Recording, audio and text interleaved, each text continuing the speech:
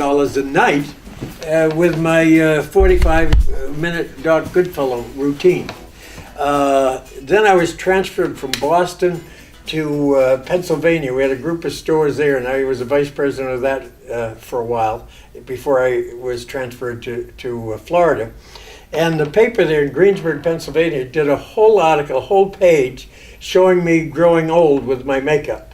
And I sent a couple of columns to the biggest agent in the greater Pittsburgh area. He was the agent for the Pittsburgh Steelers. He was the agent for everybody. And I sent columns that said, this is something I do. I don't know if you'd be interested. He called me, that was like on a Friday. The next Monday he called me in my at my office and said, I have a show booked for you 2 weeks. And I said, what? And he said, yeah, Lowell Smith is his name. He said, this is Lowell Smith. My wife and I are sitting out here on our porch, having breakfast and reading these columns. He said, they're just so funny. So Lowell Smith booked me all over that part of the country. And I never met the man personally, or he never saw my act for about 2 years. Wow. And booked me all. He had all. He was the guy, and it was just.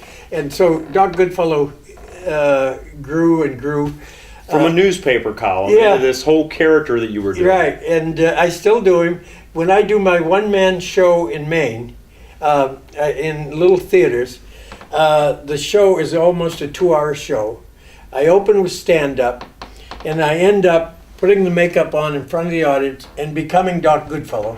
I had like 500 people 2 years ago with just Doc Goodfellow. I mean, got a standing ovation. It was wonderful. Then after I do that, in the theater, we have an intermission. And then we come back, I do my whole ventriloquist bit. So it's a whole evening of 3 different kind of comedy.